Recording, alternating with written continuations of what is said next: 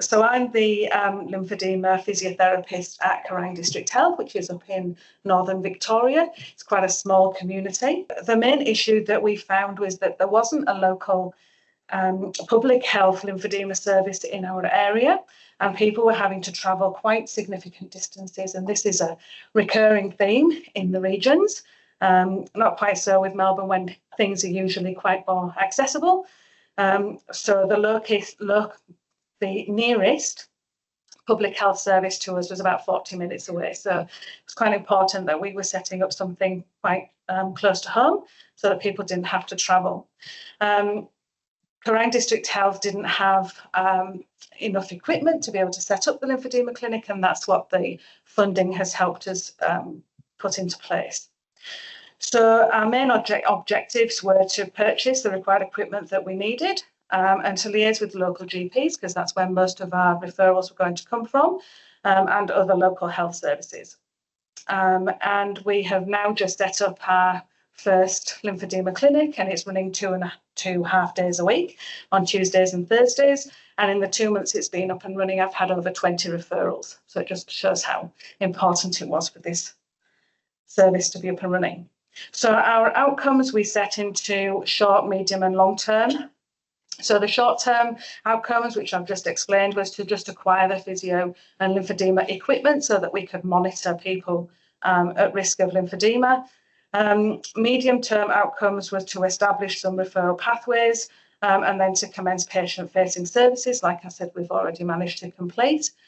And then our long-term outcomes is really to provide ongoing lymphedema services within Kerang District Health to our local community.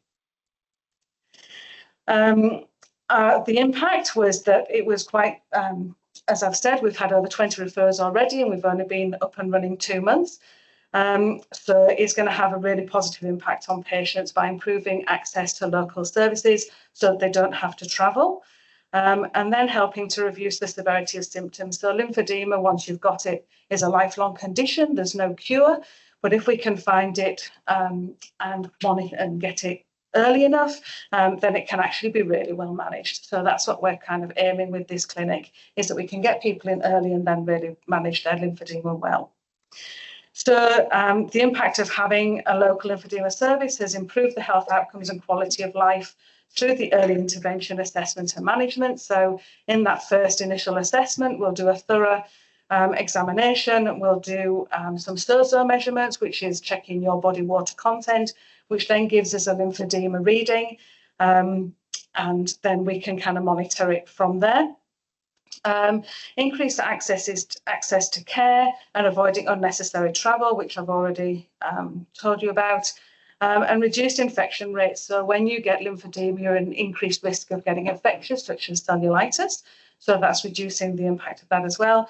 And also to give some psychosocial support as well. So in the local community with local clinicians that they can build a rapport with. So we've already completed, we've already bought the equipment. I'm now registered with SWEP, which is a statewide equipment programme, which offers funding for compression garments for people with lymphedema. The clinic's running 2 half days a week, and I'm also putting some data together to show how the quality of life and access to care has changed, and we're now going to be working with local GPs and actually really honing in on that referral pathway, so that we can get some more referrals in. I don't think I need any more referrals, but anyway, but yeah, just so that we've got a good pathway up and running. And that's it from me. Thank you.